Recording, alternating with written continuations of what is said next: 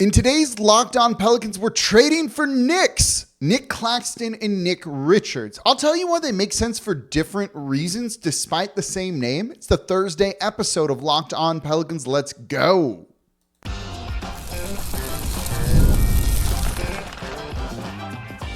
You are Locked On Pelicans, your daily New Orleans Pelicans podcast, part of the Locked On Podcast Network, your team every day. Welcome to another edition of Locked On Pelicans, the daily podcast covering your favorite team, the New Orleans Pelicans at NBA, part of the Locked On Podcast Network, your team every day, available wherever you get your podcasts and available on YouTube. I'm your host, Pelicans Insider, credential member of the media, Jake Madison, at NOLA Jake on Twitter, here with you on this Thursday, and we are going to look at some trade targets for the New Orleans Pelicans. Nick Claxton, Nick Richards, even Mark Williams when we get into the Charlotte part of today's show. And then we just got a bunch of stuff we got to run through, including the new Pelicans Plus, Lafayette getting the Pelicans games, all of that, plus some roster moves. We're going to cover it all in today's episode of Locked On Pelicans. Today's episode of Locked On Pelicans is brought to you by FanDuel. You can start the season with a big return on FanDuel. Place your first $5 bet, and you'll get started with $200 in bonus bets guaranteed. Visit FanDuel.com to get started. And of course, thank you for making Locked On Pelicans your first listen today and every day. We are the number one Pelicans podcast for a reason, covering everything you want to know about this Pelicans team. We wrapped up preseason looking at that in yesterday's show. Concerns going forward? Maybe they don't need to be concerns going forward, but if those concerns are real, well, then the Pelicans need to look to make a trade and bring in another big man, a center ideally. So let's look at a couple of those guys. And I want to start with the one that I think makes the most sense as a long-term kind of piece for New Orleans. And that's going to be Nick Claxton, who has done a very good job in Brooklyn and was rewarded with a new extension, 4 years, $100 million. That means he cannot be traded, by the way, until December 15th.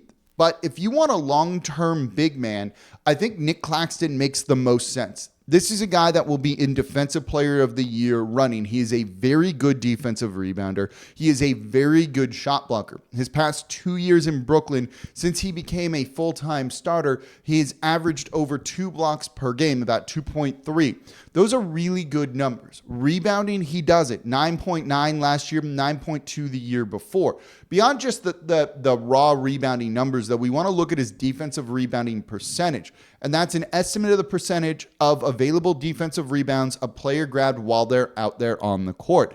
He had a defensive rebound rate last season of 27.3, 25.1 the year before that. He is a very good defensive rebounder. His block rate, which is what we used to see, like percent of shots blocked when you were on the court, anything above 4 is, in my opinion, like good. Higher than that, the better, obviously. 6.2 last year, 7.1 the year before. If you want rim protection, he can give you that. More than that, though, he can also play on the perimeter. This is a big man who, for the most part, is pretty mobile. He's springy as well. So the Pelicans don't necessarily need rim protection. It's good to have, certainly, but their defense is more built around not letting players get into the paint. They switch on everything. It's worked well for them. I don't think they're going to really change that anytime soon. So you need a big man that can defend on the perimeter. It's why a guy like Rudy Gobert wouldn't work on this team. He can't defend on the perimeter. That's a problem. Nick Claxton can, not as good of it as kind of hanging back in drop coverage, defending the rim, but he can do all of that, and that works. Also, if you get one of those elite shot blockers, you maybe just change your defensive plan to kind of build around him. Nick Claxton's in that running, I think. This is someone who really does impact the game. Offensively, you don't need him to do too much. You just need him to be a threat, right? 11.8 points per game last season, 12.6 the year before that. This is someone who shoots pretty well, doesn't need a high usage rate, doesn't do an amazing job of getting to the free throw line, but you just need him to be a threat. Can you get behind the defense, get up and put down a dunk? Can you be a lob threat? Can you work in the pick and roll? And he definitely does a very good job of that. It's not a stretch big, but I don't think at this point the Pelicans are really going to find a big man that we would consider a stretch big that's going to kind of open up their offense like that. So the three guys that we're going to look at in today's show, no one has that. This is to basically stabilize your rebounding, give you some rim protection, meaning you're not going to need to rely on Yves Missi right away. That could be good given the foul trouble he has, even though he's shown some reasons why the Pelicans drafted him. But Nick Richards, if you're looking for that long-term piece, a guy that can play 30 minutes per night for you, let's say, Nick Claxton is the guy that is available that could do it. The Brooklyn Nets are obviously going through a rebuild. Things are just kind of weird and not going to be good for them this coming season, meaning basically anyone on their roster, for the most part, I think is attainable. Trying to find a trade with the New Orleans Pelicans is a little bit hard, particularly here. Charlotte, which we'll look at next, makes a lot more sense. But for making $25 million, the next couple of years, essentially, 27 this year, 25 the year after that, his declines actually, which is a great deal. 25 the year after that, 23, then 21. This is a guy I do think that you could go and get, and you can build a trade around CJ McCollum. Honestly, you could probably do something like CJ McCollum for Nick Claxton, and y'all are going to love this, Cam Thomas as well. That gives you some scoring pop off the bench. It gives you a starting long-term center for the New Orleans Pelicans. You're going to need to include a bunch of picks in this. A lot of picks in that sort of trade, I think. But Brooklyn does need another guard. CJ kind of fills that role, can be, for the young guys they're going to be drafting, can be that adult in the room. We've seen him play that role really well here in New Orleans. I don't think the Brooklyn Nets are going to be particularly interested in Brandon Ingram. It would be a little bit more complicated if you're using Ingram's salary instead of CJ McCollum's. You'd either need to get someone else in there instead of Cam Thomas, or you need to add another player. That starts to get a little bit dicey for the Pelicans here if that's the case. This move also of CJ and a bunch of picks, probably 2-3, for Nick Claxton and Cam Thomas would get the Pelicans under the luxury tax. And that's worthwhile as well because we're not expecting them to pay it, even if they should. So this move saves them some money, gets you a long-term center that you think can fit next to Zion Williamson. You keep Brandon Ingram. You still have DeJounte Murray. You still have Herb Jones. It solves some of what you're trying to fix. What I also think is good about this deal is you can't make this move until December 15th. This gives the Pelicans a little bit of time to evaluate. You don't want to evaluate too much, particularly if things aren't working, because if you're behind the 8 ball in the Western Conference, early games matter in the standings just as much as those late games do. If you are struggling, and we presume they're going to start a small ball lineup on opening night, if it turns out that doesn't work for the first week or two, maybe the Pelicans then start to line this move up to be done like immediately on December 15th to go and make everything work for them. So that's something that they're going to definitely be looking at during this evaluation period. I like the evaluation period. I want to see the small ball lineup. We didn't get to see it in preseason. Will Brandon Ingram change his shot profile? Those are all kind of the questions we have. I'd like to know the answers to that now. We're not going to get it. We'll see it on opening night. We'll learn that first, 10 games or so. But if the evaluation is like, oh, this isn't good, well, then at least we know that they can go and make a move and bring in a guy like Nick Claxton. That means you're going to run out a more traditional lineup. You still then can't necessarily start Trey Murphy, and we'd like to see him in there. So some of those problems remain, but it does at least stabilize you and make you more of a contender in the Western Conference. So the big move would be Nick Claxton. But there's another move out there that I think is more realistic, a guy that's more attainable and maybe solves everything you need, but in a different way. And I'll tell you why that's Nick Richards from the Charlotte Hornets coming up here next in today's episode of Locked On Pelicans. Today's episode of Locked On Pelicans is brought to you by FanDuel, America's #1 sportsbook. NBA fans, you can start the season with a big return on FanDuel, America's #1 sportsbook. So when you get a hunch in the middle of a game, you can check out the latest stats, view live play-by-play, and so much more on the same page where you place your bets. And you're going to get started with $200 in bonus bets guaranteed when you place your first $5 bet. You can get in on the Pelicans opening night line. It's -7.5 over the Chicago Bulls right now. Lonzo Ball's playing, that might change. If you're feeling like you don't like the Pelicans right now, preseason was a mixed bag, you can take the plus 7.5 and bet on the Chicago Bulls here. You can do it all over at FanDuel.com, America's #1 sportsbook. And if you do, you're going to get $200 in bonus bets guaranteed. Again, visit FanDuel.com to get started. And thank you for making Locked On Pelicans your first listen today and every day. We're here Monday through Friday, the #1 Pelicans podcast, covering everything you want to know about this Pelicans team. So please subscribe wherever you get your podcast. Join over 10,000 Pelicans fans on YouTube as well. Become an everydayer. That means you listen Monday through Friday. And now for your second listen today, we've got those NBA season previews over at the Locked On NBA podcast feed. So for your second listen, check out Locked On NBA season previews right now on Locked On NBA, from the East and West contenders to potential tanking teams. It's a 6-episode series with everything you need to know about the NBA season. Find Locked On NBA on YouTube or wherever you get your podcasts. So let's continue looking at trade targets here. Nick Claxton, again, long-term guy. You want a center for the next couple of years, you could go and get Nick Claxton. You'll need to move one of Ingram or CJ McCollum, but it seems like they're kind of planning on doing that a little bit anyway.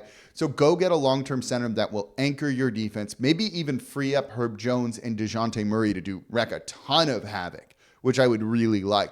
That makes a lot of sense. I don't necessarily see a trade happening for a variety of reasons, but there are some other players that I think could have a pretty immediate impact on the team. And so when we're trying to figure these trade targets out, what teams aren't going to be good, what teams are going to be sellers, and I think Charlotte is going to be one of those teams. They're just kind of stuck in weird purgatory of maybe, but not quite good enough to be in the play-in tournament. And they've dealt with a ton of injuries. They probably want to build around Brandon Miller. They'll need to make kind of a decision on LaMelo Ball here. But you do have a couple of bigs that could fetch them a first-round pick or two. And that's Nick Richards and Mark Williams. We'll get to Mark Williams in a minute here. But Nick Richards is the guy that I'm most intrigued about here. And I think he could have a similar impact to this team in a way that Daniel Gafford did for the Dallas Mavericks last season. And Nick Richards is a name that's getting a lot of buzz on the trade market right now. The New York Knicks inquired about him before trading for Karl Anthony Towns. We've seen him linked to the Los Angeles Lakers too, as they want to have a backup big man for Anthony Davis. And when you look at Nick Richards, to me, that's what he is. This is a backup big man. Now, he started 51 games for the really injured Charlotte Hornets last year, starting in place of Mark Williams, who we'll talk about in a second here, who was out injured. And he did a fine job. 9 points per game, 8 rebounds, and a block. You don't need him to do much, and that's what I like. The other thing that he does a good job of is, for his usage, does really get to the free throw line a little bit more. So he's a good rebounder. He can give you some scoring. He's not an elite rim protector or anything like that. In fact, the numbers kind of bear that out. Let me pull those up here. His defensive rebounding rate the past 2 years since he's really started to play minutes in the NBA is 24%. That's good. Lower than what Claxton is, but kind of in there. So you're an above average to good defensive rebounder there. Block rate is below 4, but it's been above that at times. So he's about a good, an above average to good shot blocker, not elite, not going to anchor your defense or anything like that. And more importantly, he, of all the guys we're going to talk about in today's show, can defend on the perimeter better than any of the others. He's mobile like that. The issue with him, and this is why I think he makes a ton of sense for New Orleans actually, is I don't see him as a guy that you want starting 82 games. I see him as someone that's 15 to 20 minutes per game, probably maybe 20, 25 on the high end. That is like a high level impact role player like that. That's what Daniel Gafford was. That's kind of what Derek Lively II was for the Dallas Mavericks last year. You don't need those guys to be world beaters. You just need to pull them off of a bad team, put them in an advantageous situation, and watch as these complementary players really help a good winning team with other pieces in place. And Nick Richards screams that to me. So if the team does want to start small ball, if they're not looking to get a starting center in, but they're going to start with a small ball, and then you just need another big to spell Zion, to spell Herb, that can give you some minutes in as a sub that's better than Daniel Tice, that's better than Yves Missi. it can be Nick Richards. And then if you do need to start him for whatever reason, an injury to someone else, what have you, you feel confident that he'll at least be able to step in and do everything you need. So I like the idea of Nick Richards. He's also going to be cheaper, I think, than Nick Claxton would. And when we're looking at the assets and the luxury tax, all of that is really important. Now, Nick Richards is still difficult to sign. You could basically trade Jordan Hawkins for him, but we're not going to try and do that in this sort of scenario. So you're going to need to make this a 3-team deal. Nick Richards is making $5 million this year. He's making $5 million next year. It's just straight $5 million. That's doable. You could trade Jose Alvarado. You could trade Jordan Hawkins. But if we're trying to keep those players on the team, and we are, then I do think you make this a 3-team deal. And so I kind of worked something out here because the luxury tax is a concern too. The Pelicans are in it right now by about $1.5 million. So how do you minimize that as much as possible while also trying to improve the team? Now, they should pay the luxury tax, but let's just say they're not going to. We got to work within those parameters here. Nick Richards comes to New Orleans into a traded player exception. I think you can do it into the non-taxpayer mid-level. There's a couple others. You could put him in the Kyra Lewis Jr. traded player exception. So then you're going to have the Pelicans trade Daniel Tice or Jeremiah Robinson Earl, whichever one they want to do or whichever one Detroit is more interested in. I don't think Detroit particularly cares about the player. You're just trading that guy into cap space. And then the Charlotte Hornets send Richards to New Orleans. They do some sort of fake pick swap between them and the Detroit Pistons. And more or less, that's your trade. You shed some salary from New Orleans. You could maybe even move out both JRE and Daniel Tice in this sort of deal. And if you do that, then you're going to still be in the luxury tax, but it's lower. If you add Nick Richards in, but take out Daniel Tice, it's about $3 million coming back to New Orleans. So they're about $4.5 million now into the luxury tax, more than where they are currently, but still a number that you can potentially duck should you need to. And that's kind of what we're assuming. It becomes a little bit more difficult to do that. Would require a Brandon Ingram or a CJ McCollum trade at that point in time, but it is doable nonetheless. Now, if you could get Nick Richards and and still pay the luxury tax, I'd rather do that. I think this is a guy that can come in off the bench and just give you a more traditional big, a lineup, and that'll work. You could also look at Mark Williams. Now, the issue with that is he's already injured. He's been injured in his career. In 2 years, he's only played 62 games, but he's a more traditional big man. He is still young, still raw, could develop. You could maybe get him for cheap here. He's making $4 million this year, 6.2 the next. So it's a little bit more expensive next year, but this year means you won't pay the luxury tax as much. There's something to be said for that. He's a good rebounder. He's a worse shot blocker than Nick Richards is, and he doesn't defend on the perimeter as well. But if you want more of an offensive threat, a guy that's kind of a more back to the basket kind of big like that, Mark Williams can definitely fit in. I think Richards is the better player. That's the guy who I think is going to help you win more games. That's the move that I would try and make. Now, if you're including Daniel Tice in a deal, you can't make this until December 19th or December 15th. I got to see if Claxton has any trade restrictions. Let's find that out because that's probably an important thing to look at here too. But again, all of these could be done at December 15th when you're like, okay, we definitely need to do something here. We're going to make a change. And I think Nick Richards is a guy that could be very attainable for the New Orleans Pelicans. Nick Richards, where is he? No, I think he can be traded right now. The other benefit of this, right, that we always love to see is spiting the Lakers a little bit. Look, if you get their main trade target, Nick Richards, and keep him for yourself, I don't know, that sounds good to me. Screw the Lakers.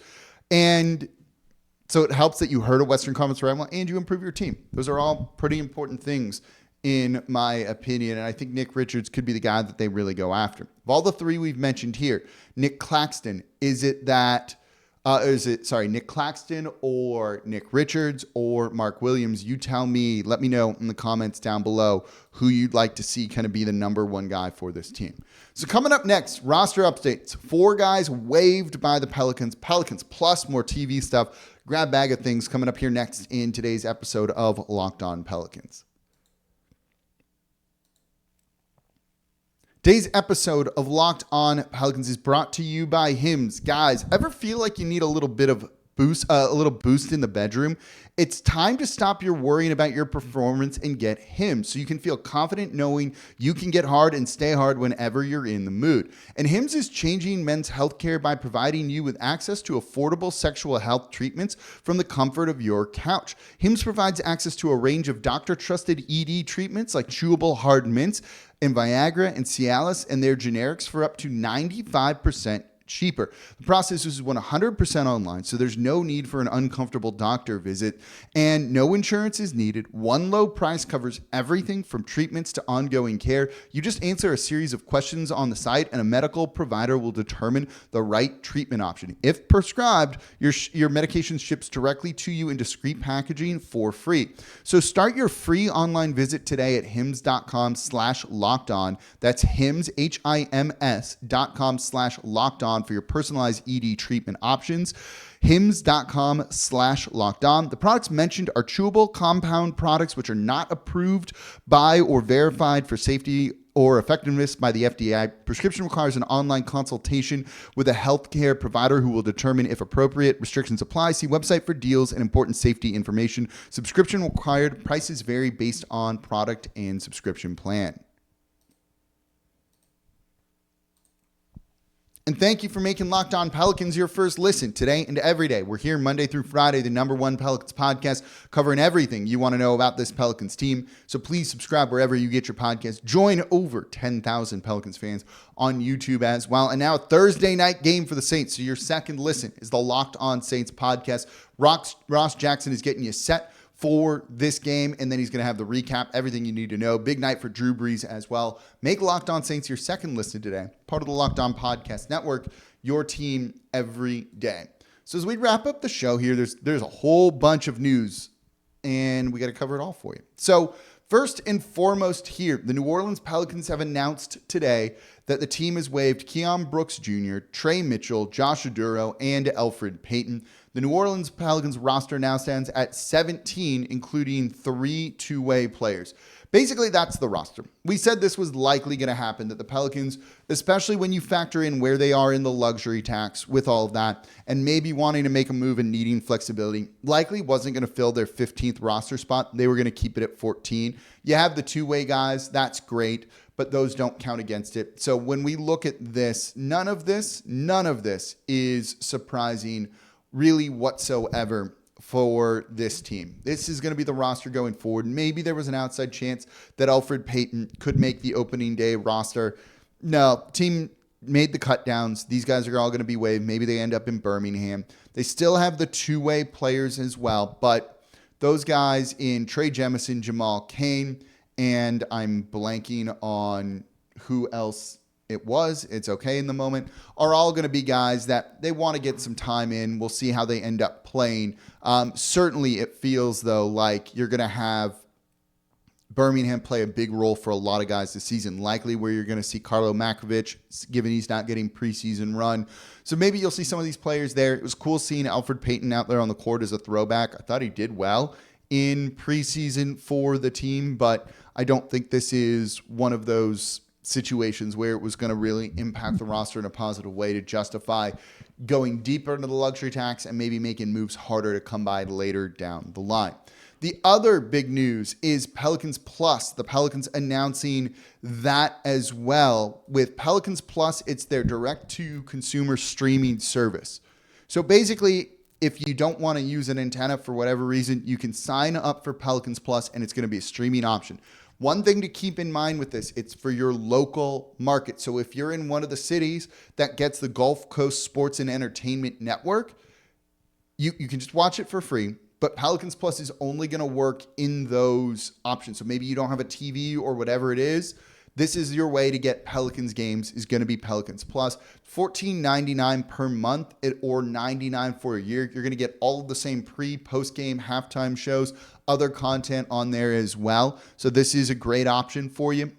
Again, you can also just use the antenna and get it for free. If you're outside of the Pelicans footprint, the market that they have here, you use League Pass. That's what it is. That's what you've got to use to be able to watch games, and that's going to be the just everything for you. So with that, that's how you're going to watch games. It's all set. The bigger news, I think, on the day is Lafayette is getting the games. I don't have the channel information or anything in front of me, but we knew this was coming. They were going to try and work this all out. We had a feeling it was going to be done before the start of the regular season.